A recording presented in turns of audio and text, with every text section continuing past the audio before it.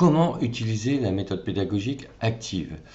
Alors, on a vu les précédentes méthodes expositives et démonstratives. Dans cette vidéo, on va voir la méthode pédagogique active. Donc, elle consiste tout simplement à donner à des apprenants des études de cas à réaliser sous forme de projet. Donc l'idée c'est de les mettre en action, d'accord, de les faire passer du statut du rôle de passif à rôle d'actif.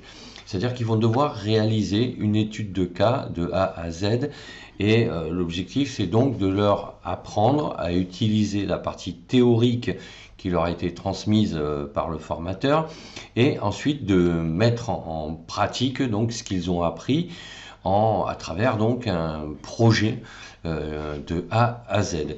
De cette manière, l'idée c'est de solliciter leur analyse, leur réflexion pour favoriser la résolution de problèmes et donc les rendre autonomes aussi. C'est de voir jusqu'à quel niveau ils ont cette autonomie, cette capacité donc de mener à bien un projet de A à Z.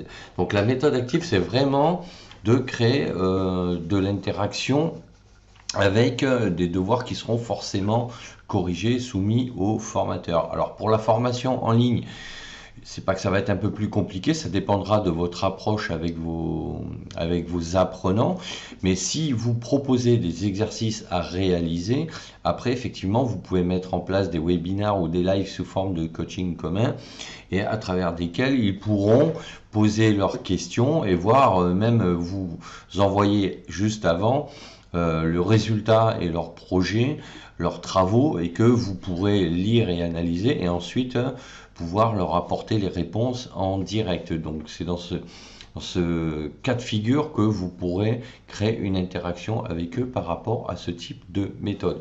Donc voilà ce que je voulais vous dire sur ce sujet. Donc n'hésitez pas à me dire en commentaire ce que vous en pensez, à mettre un pouce bleu vers le haut, à vous abonner à la chaîne et sachez que vous pouvez télécharger gratuitement mon livre Devenir formateur en ligne. Je vous dis à bientôt pour d'autres sujets.